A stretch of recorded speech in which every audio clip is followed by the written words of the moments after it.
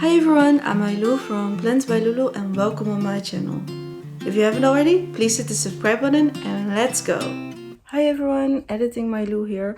I have decided that I'm going to make Plux Plants and Books series with episodes. And the last Plux was the last episode of this season. So I know it is not watched a lot.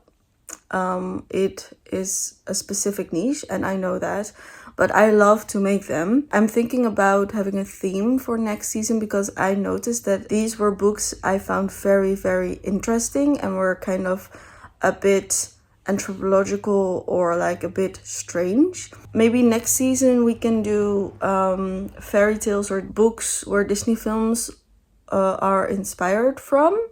So I would find that interesting. Let me know what you think about that. But yeah, that was it. Let's go on with the video. So I did a thing. First of all, I want to preface, it may look like I have bought a lot of plants recently. And if you think about it, I bought 6 plants so far. I have bought my 7th plant for this year. And it is again a wishlist plant of mine. I have seen this plant on rare plant markets and stuff, and there it was a small cutting with 3-4 leaves for 35-40 euros. And the reason that that plant is so expensive is because it is not, you cannot really find it here in the Netherlands. This plant was 67 euros, which is on the more expensive side for me at the moment because I have bought in the past plants that were around that price or a bit more expensive. However, I'm on a budget, so this is a more expensive plant. However, if you see the plant, you think, oh my god, that is so cheap for that size. Yes, so normally I plan things out with my plants. I have a vision for the plant. I know it is long term, which means I am doing this for 7 years. And in those 7 years, I have learned that growing plants is a continuous cycle. So your plants start out small, then it gets medium, then it gets bigger, and then maybe it gets too big for its place and then you have to cut or start over. Also, sometimes you have to start over when you have pests. So, you know, it's constantly a cycle. So normally when I buy plants or I have plants now, I have a plan for them. I have a long-term plan where I have a goal in mind for that plant and I'm slowly working towards that goal. Also, with the recent plant dip I had, where my mental health wasn't really in a good place and I really start to get resentment for plants. So I don't really buy plants spontaneously anymore. However, I saw this one. It was fresh from the grower. It got in and I saw it and I was like, oh my god, this is one of my wish list plants for more than 5 years now. Also never left the list. And this size for that price, I couldn't leave it. I just couldn't. So I have bought this plant and I will show you now the photos that I had for inspiration and also the size I had in mind.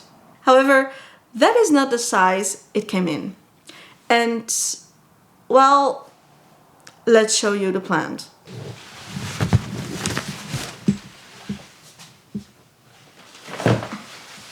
This is a hibiscus, and this is the hibiscus with round leaves. I also have the hibiscus near me with not the round leaves. And I will put the full name down below somewhere. You cannot see the top. I will pan up and down. So here's the bottom.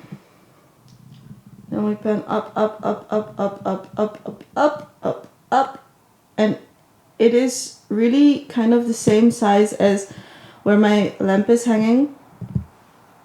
So that's the top. And as you can see, it is in some places very sparse. And that is because it came in this way. I did not do anything with it. I'm going to do that with you together. But my plan for this plant, when I would buy this plant, was that I bought it this big of a size, very small, and I would let it trill. I never have seen this plant in tree form. It was not my idea to make a tree out of this plant, but because it was that cheap for this size, I have decided to also make a tree out of this plant. I am going to take you for a bit. I want to show you the 360 what I am seeing. It's like this. It is honestly so big. So I want to repot them in the hydroculture system, removing everything below. And I will leave some branches where I hope along the branches, like the other hibiscus, there will grow different stems with different leaves. So that's the plan. And I'm going to start with this one because this one already kind of got like knocked over.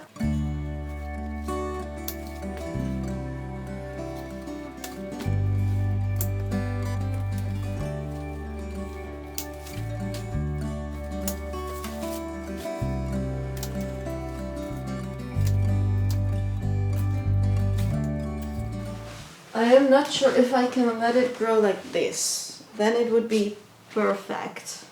I wanted maybe to remove this branch and to remove this branch, but you know, I see it like this, and when it's like this, it is better. So I hope over time this will grow more forward and it looks more filled out. Because if I remove those branches, it looks a bit sparse. Let's look at that in the spring. So what I'm first going to do is repot this plant into the hydroculture system. I'm going to... Oh, it's such a heavy plant. Oh my gosh. Okay. Oh my god, look at the roots. Okay, so it's kind of root bound at the bottom, but let's remove the soil.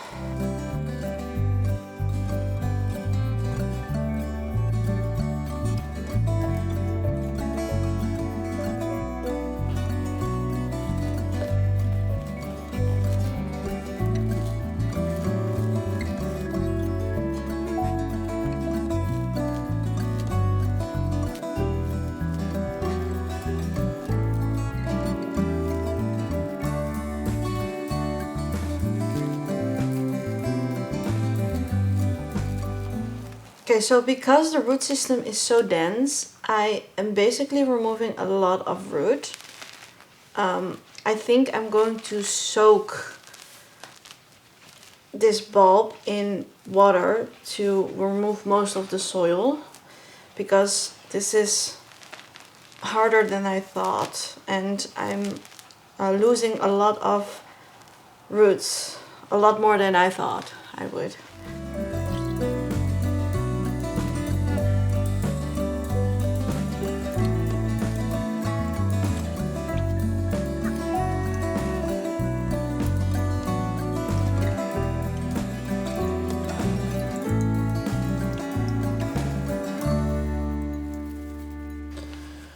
Okay, this is the best I could do for this plant.